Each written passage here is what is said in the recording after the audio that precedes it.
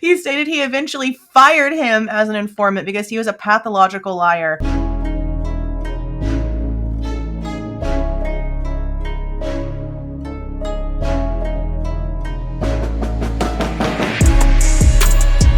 Hey guys, this is Jules with True Crime Reactions.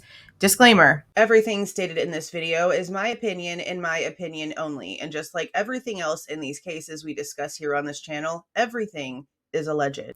Okay, I finally got a hold of the Idaho State Police documents. I will have a link to the Reddit page where I was able to find these.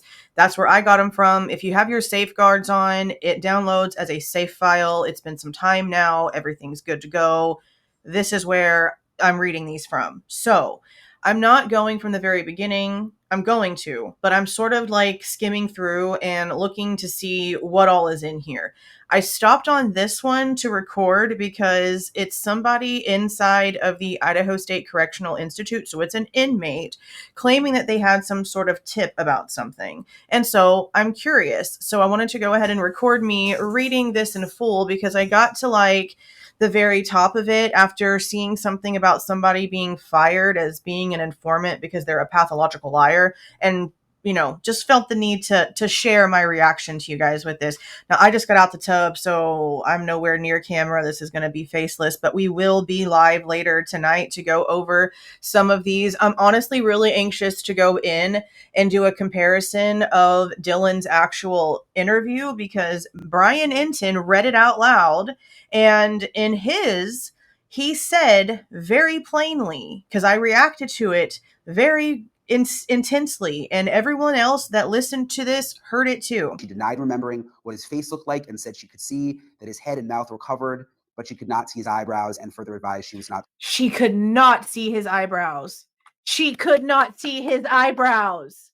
Oh my God. So he coming out and reading it incorrectly, not showing anything on the screen so that we can't see what's going on, does this case no justice, especially if the eyebrow thing was in play from the very beginning and she never actually said that. That's extremely important. Now, granted, these are just narratives written by the police officers, but that doesn't mean that all of the things that keep changing are on the police officers, because the police officers are just reiterating what they are hearing. That's no different than your favorite creators going out and getting information, listening to interviews, listening to police radio, listening to what certain people have to say about certain things, and then coming back in and reiterating it to you on their own camera. It's no different.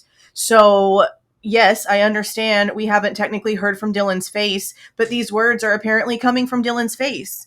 And lies are the only things that constantly change. And the fact that so many things keep changing and behaviors have already been proven are extremely important, especially since at this point, we are very aware of all of the things that have already been submitted. Because I'll tell you now, as they're going through and talking to her, she's not mentioning the taking of the photos and the videos and the editing and the deleting. She's not mentioning calling her father. She's acting like she went straight to Bethany's room and fell asleep and then woke up with Bethany next to her. And oh my God, nothing about what she says matches anywhere it's been. Okay, so just be prepared for that in tonight's live, because that's what we're going to end up going over. But for now, let's see what this inmate guy has to say. This one is on page 544. And again, this is a 556 page drop. It's not 600 pages like Bryan Kohberger said with his exaggerating ass self. Why you got to exaggerate? Dumb. Okay. Again, this is somebody claiming that they have some sort of tip about something. This is from October 29th, 2024. Detective Gilbertson is the one who ends up taking the information, it sounds like. On October 29th, 2024, I, Idaho State Police Detective Sergeant Darren Gilbertson, received a request from the Latell County Prosecutor's Office to follow up on a tip from blank. And then there's parentheses, which is probably inmate's name, and then probably inmate number in parentheses, who stated he had information on the quadruple homicides that occurred in Moscow, Idaho on November 13th, 2022. Number 1 under narrative. Blank is an Idaho State Correctional Institute inmate and was interviewed by FBI Special Agent Ryan P. O'Neill. Now, when it comes to an inmate, I think the only one that we've seen anything on so far was someone claiming that Bryan would talk to his mom all the time, and the inmate was watching something on TV and yelled out, "You suck," and Bryan got sort of aggressive and was like, "Are you talking about me or my mom?" Like, for some reason, he felt like it was directed at him. Okay. But he said a bunch of stuff to like a female inmate that he was sharing a bus with, which is insane to me because they do so much to like separate them. So the fact that they put them on the same bus is wild. So yeah, there's that. So this is hopefully something different because I'm really not sure. I know some sort of car accident is mentioned, but yeah, that being like part of what we've already known and it being completely sort of pointless. Let's just let's just go ahead. Blank, the inmate, made numerous claims during the interview about the circumstances surrounding the unalivings and who was involved. He stated the house where it all took place was a location where he provided security to individuals who delivered unknown items to the house. Oh, you know what? This is actually kind of starting to sound a little familiar. He stated he did not know what they were delivering, but understood that what they were doing was illegal. Blank referenced several individuals by nicknames, but did not know any full legal names. His main associates were blank and blank. Now, the fact that that first one is most likely an initial really makes me sort of go back to that G guy. I think it was him that they were referencing. That part could be wrong, but I know that whenever they were discussing someone whose initials was a G, they had nicknames, and one of them was like a single initial, and then the other one was sort of like, it started with a G, but it had like a couple more letters. It's in the MPD documents. I don't know if I'll be able to go in and find it by the time I'm editing this to put it out, but I'm in the middle of indexing all 314, well, technically with that one additional one, all 315 of the Moscow PD documents. They're going to be referenced with a title, who wrote it, who reviewed it, with a summary. So I'll be able to go back in and put these two together later on. I'll go ahead and make a post-it. On one of their trips, Blank stated they were leaving Lewiston and heading for Moscow when a car crash happened in front of them. He stated the driver was ejected through the front windshield but survived. He stated he stopped at the crash and waited for police to arrive, spoke to them briefly, and then continued to Moscow. So they were on an illegal run, but then stopped and helped somebody? Holy crap. Like, I don't even know how to feel about that. That's wild. He stated this happened at 3 a.m., exactly 30 days before the event. The situation occurred on November 13th, 2022, which by his statement would mean the accident occurred on October 13th, 2022. Okay, I don't really understand your point.